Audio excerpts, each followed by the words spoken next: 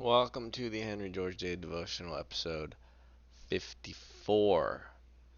And look at this. The problem solved. We are in book 4, Effective Material Progress Model Distribution of Wealth. We are beginning this book 5, the problem. Oh, yeah, we are. Wait, no. I apologize. Maybe I need to restart the stream. Um, Oh no, I'm right, yes. We were book 4, chapter 4 last time. And yeah, we have reached the book 5. The problem solved. Chapter 1, the primary cause of recurring paroxysms of industrial depression. Chapter 2, the persistence of poverty amid advancing wealth. Okay, so I guess by problem solved he means we have figured out what is causing the depressions. He has yet to provide us with what will fix the depression. So there was the problem of what causes poverty along with progress. And then there's another problem, which is how do we fix it? Which, what good is figuring out what the problem is if you can't fix it? Alright, he has a quote here. To whomsoever the soil at any time belongs, to him belong the fruits of it. White parasols and elephants mad with pride are the flowers of a grant of land. Sir William Jones' translation of an Indian grant of land found at Tana. It's an island in southern Vanuatu. Okay. The widow is gathering nettles for her children's dinner. A perfumed signor, delicately lounging by the Isle de Boeuf, both an alchemy whereby he will extract from her the third nettle and call it rent. I assume the Isle de Boeuf is like some luxurious place, I guess. Taking the poor old lady's nettle. Alright. Chapter 1, the primary cause of recurring paroxysms of industrial depression. Our long inquiry is ended. We may now marshal the results. Spoiler alert though. Yours and mine's daily devotionals are not ended. We have quite some ways to go.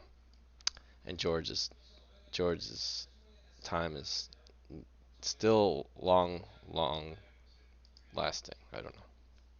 To begin with the industrial depressions, to account for which so many contradictory and self-contradictory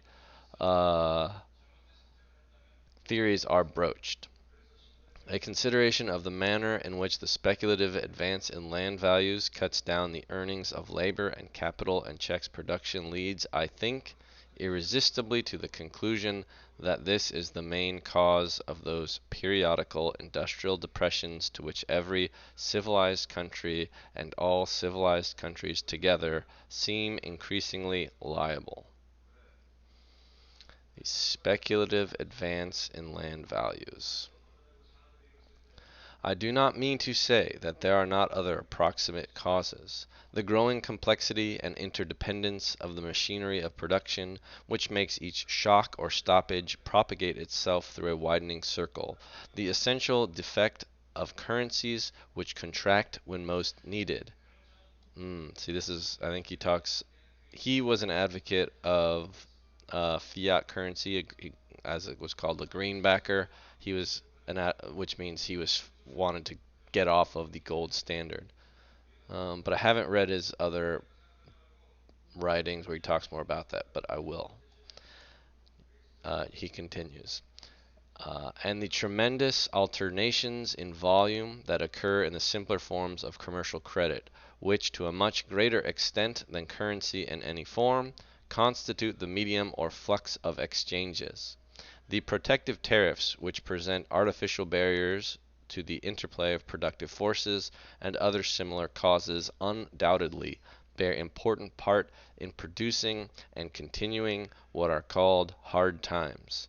but both from the consideration of principles and the observation of phenomena, it is clear that the great initiatory cause is to be looked for in the speculative advance of land values.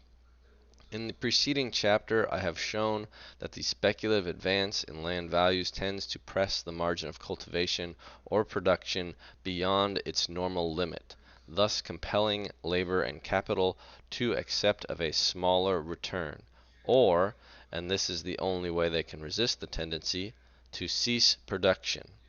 Now, it is not only natural that labor and land should resist the crowding down of wages and interest by the speculative advance of rent, but they are driven to this in self-defense, inasmuch as there is a minimum of return below which labor cannot exist nor capital be maintained. Hence, from the fact of speculation in land, we may infer all the phenomena which mark these recurring seasons of industrial depression. Given a progressive community in which population is increasing and one improvement succeeds another, and land must constantly increase in value, this steady increase naturally leads to speculation in which future increase is anticipated, and land values are carried beyond the point at which, under the existing conditions of production, their accustomed returns would be left to labor and capital. Production, therefore, begins to stop. Not that there is necessarily or even probably an absolute diminution in production, but that there is what in a progressive community would be equivalent to an absolute diminution of production in a stationary community, a failure in production to increase proportionately, owing to the failure of new increments in labor and capital to find employment at the accustomed rates. So, a quick comment is here it seems like he is simply speaking of, depressions and boom times. What's the proper economic term in contrast to a depression or recession?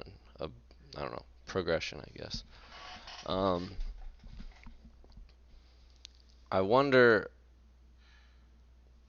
yeah, like there's still something to be said. Like suppose you had a society of eternal beings, and but they all never invented anything either. So you had neither increasing population nor any improvements. Um, I believe George would still have a very strong case to make about the people who somehow owned the land getting uh, rent in an unjust manner. But he is not exactly addressing that. Currently, he is simply talking about the boom and bust cycle. George continues. Yes, the it was titled the Paroxysms of Industrial Depression, or would the paroxysms be of the progress? A paroxysm is just a kind of, yeah, like, yes, as it's defined here, a sudden increase or occurrence of something that is convulsion, which is basically what we mean by a depression. This stoppage of production at some points must necessarily show itself at other points of the industrial network, in a cessation of demand which would again check production there, and thus the paralysis would communicate itself through all the interlacings of industry and commerce, producing everywhere a partial disjointing of production and exchange, and resulting in the phenomena that seem to show overproduction or overconsumption according to the standpoint from which they are viewed. Yes, there's a stoppage of production, and then from certain standpoints, it seems like there's overproduction or overconsumption.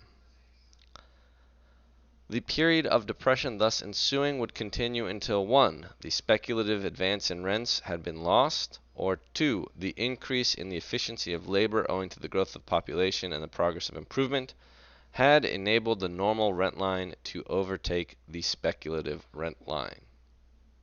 Or 3, labor and capital had become reconciled to engaging in production for smaller returns. You just accept the bad hand. Or, most probably, all 3 of these causes would cooperate to produce a new equilibrium, at which all the forces of production would again engage, and a season of activity ensue. Whereupon, rent would begin to advance again, a speculative advance again take place, production again be checked, and the same round be gone over. Yes, a cycle, you might say. Uh, Currently, there are some Georgists, or Edward Dobson, a Georgist, has been giving some lectures to the Henry George School of Social Sciences discussing the present status of our economy and discussing whether or not we are about to enter a depression in a Georgist lens, of course, and so looking over, you know, do we think that there's just are we reaching a toppling point of just tons of speculation? Uh, and they tend to think we are. I mean, it's no huge shock to think that we're due for another recession since like 2008 was a major one, and then we sort of weathered the pandemic weirdly. I don't know. But those kinds of predictions, especially like if you're trying to be like, oh, it's going to happen in the year 2026. No, no, it's in the year 2027. No, no, it's in the year 2028. Uh, I don't place a ton of weight on them. Anyway, Henry George School of Social Sciences, Google it. Edward Dobson, Google it. George continues. In the elaborate and complicated. Okay, I don't think we're going to finish this chapter. Just skipping ahead.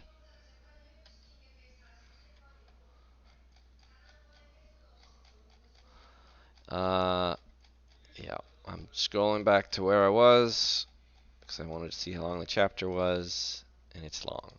And in the elaborate and complicated system of production which is characteristic of modern civilization, where, moreover, there is no such thing as a distinct and independent industrial community, but geographically or politically separated communities blend and interlace their industrial organizations in different modes and varying measures, it is not to be expected that effect should be seen to follow cause as clearly and definitely as would be the case in a simpler development of industry. Yes, it's going to be hard to see in our complicated world, but it exists, I believe, George claims, and in a community forming a complete and distinct industrial whole. Okay, that was the rest of that sentence I didn't finish. Well, it's not even, the sentence isn't even over. That, my friend, is a semicolon. So George's sentence continues, but nevertheless, the phenomena actually presented by these alternate seasons of activity and depression clearly correspond with those we have inferred from the speculative advance of rent. I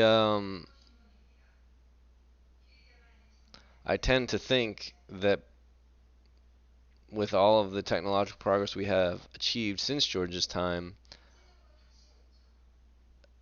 we are nearly in a global economy. I mean, I don't think too many people would really argue against that strongly. And sometimes when we talk a lot about Georgism and we talk about our poor,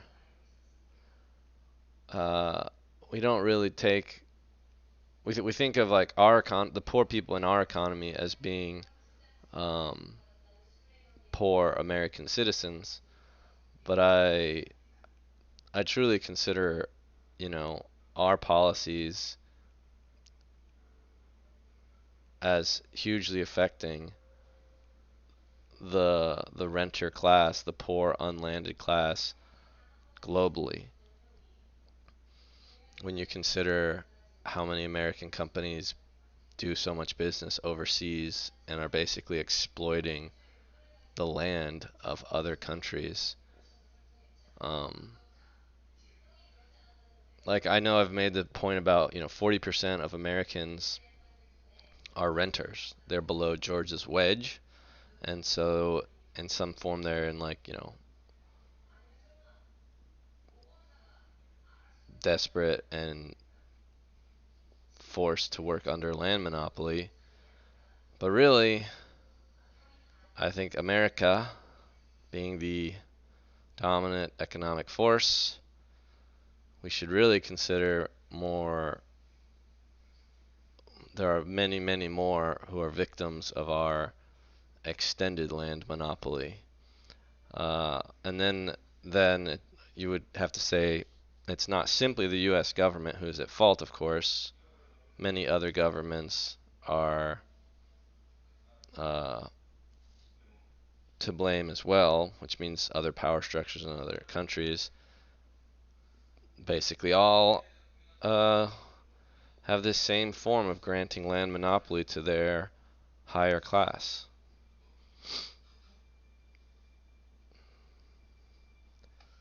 which is sobering.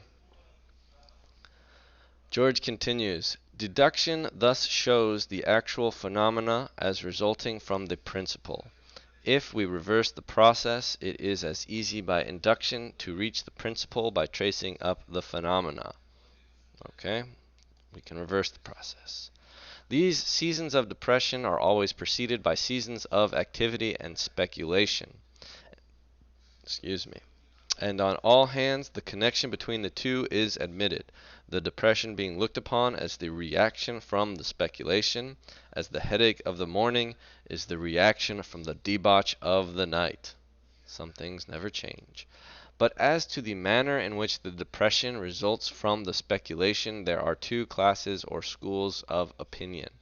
As the attempts made on both sides of the Atlantic to account for the present industrial depression will show.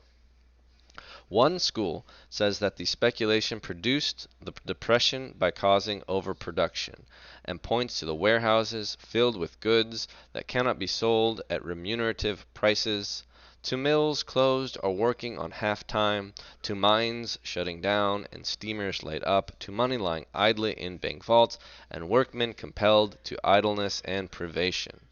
They point to these facts as showing that the production has exceeded the demand for consumption, and they point, moreover, to the fact that when government during war enters the field as an enormous consumer, brisk times prevail, as in the United States during the Civil War and in England during the Napoleonic struggle. I don't know much about American the situation in 1879. I suppose there was a depression going on. And then George, and this does, yeah, like this is why there's a lot of Georgists who are talking a lot about Steve Gesell and his ideas about monopoly of currency. I'm trying to learn more about that, but I have only watched a few little lectures. Um, but I know that Gesell and Keynes, who apparently was heavily influenced by Gesell, they speak a lot of like, oh, the velocity of money, and you just got to make people spend and you got to make them consume, and we can do that by sort of manipulating the currency in these certain ways. And the problem is people letting money sit by idly. And my intuition is just like that is a band-aid. Um, anyway, enough about my. Let's see what the other school says. The other school says that the speculation has produced the depression by leading to overconsumption, and points to full warehouses, rusting steamers, closed mills, and idle workmen as evidences of a cessation of effective demand, which they say evidently results from the fact that people, made extravagant by fictitious prosperity, have lived beyond their means and are now obliged to retrench. Retrench? I would have thought like you say retreat, but or get reduce costs or spending in response to economic difficulty. Yeah, that's a well. George used that word right. that is, to consume less wealth. They point, moreover, to the enormous consumption of wealth by wars, by the building of unremunerative railroads, by loans to bankrupt governments, etc., as extravagances which, though not felt at the time, just as the spendthrift does not at the moment feel the impairment of his fortune, must now be made up by a season of reduced consumption. Now each of these theories evidently expresses one side or phase of a general truth, but each of them evidently fails to comprehend the full truth. As an explanation of the phenomena, each is equally and utterly preposterous. For while the great masses of men want more wealth than they can get, and while they are willing to give for it that which is the basis and raw material of wealth, their labor, how can there be overproduction? And while the machinery of production wastes, and producers are condemned to unwilling idleness, how can there be overconsumption? Now, or when, with the desire to consume more, there coexist the ability and willingness to produce more, industrial and commercial paralysis cannot be charged either to overproduction or to overconsumption. Manifestly, the trouble is that production and consumption cannot meet and satisfy each other. How does this inability arise? It is evidently and by common consent the result of speculation. But of speculation in what? Certainly not of speculation in things which are the products of labor, in agricultural or mineral productions or manufactured goods.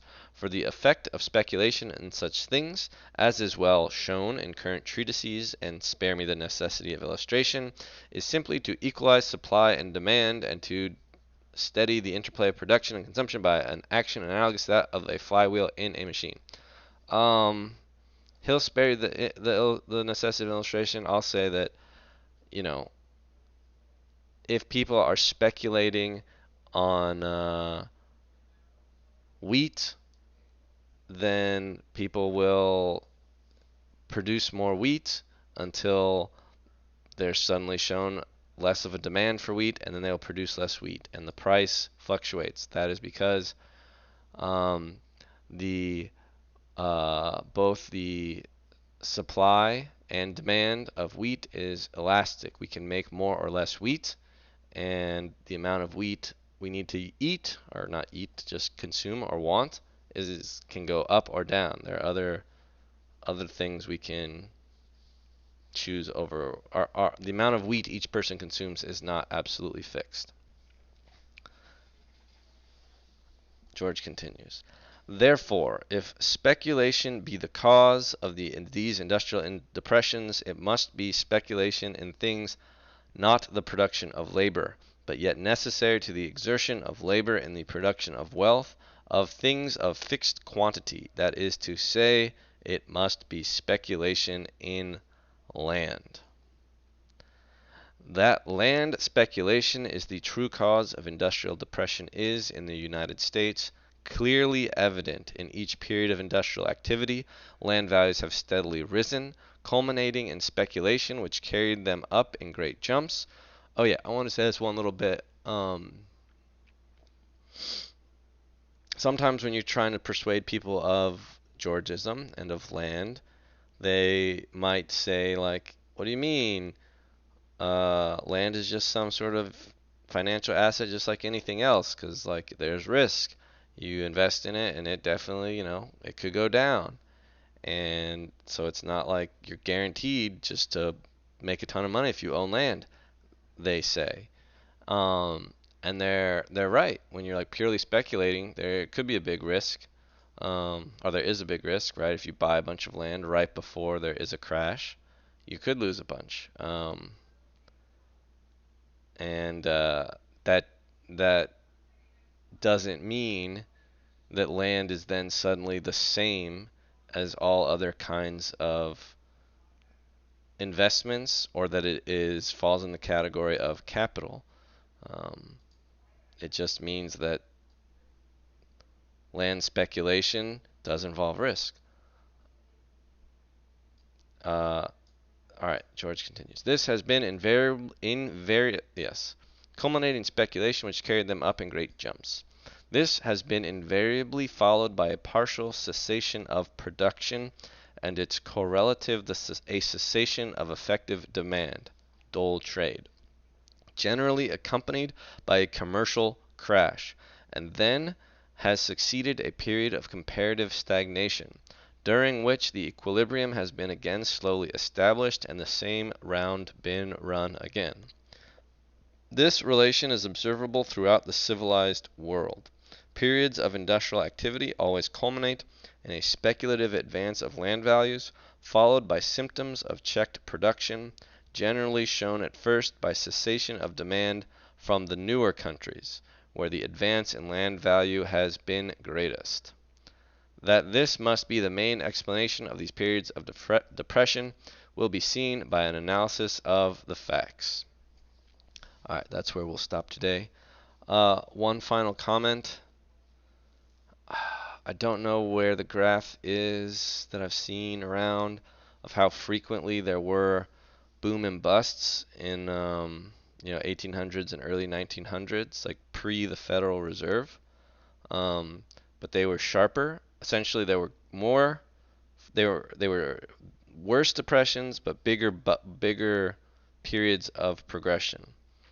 But the average sort of growth uh, sort of remained the same even after, like, okay. So George is writing a time when there's lots of recessions and depressions and then big periods of progression. Since then, the Federal Reserve seems to have come around and sort of blunted both ends. At least this is the claim I make and Georgist make. I think, I don't know, yeah. Has blunted both recessions and periods of progression, through the manipulation of the currency and by printing currency and by lending it at different interest rates. And this sort of seems to maybe give them some kind of validity as understanding the economy and saving us, and like, oh, if only the Fed could just play the game just right, we would just have this continuous smooth prosperity. Yet it seems to me, also from looking at some of those graphs, that the overall growth of the economy has remained at kind of a constant rate. Just because the recessions aren't as bad, like, I mean, maybe I would agree that it's better to have recessions that aren't as bad in exchange for having booms that aren't as big, but like the net progression is still retarded by land monopoly. And the fact that the Fed exists just creates more bureaucracy and more of an entrenched system of governance. Of course, I present this to you with no data whatsoever. See you next time.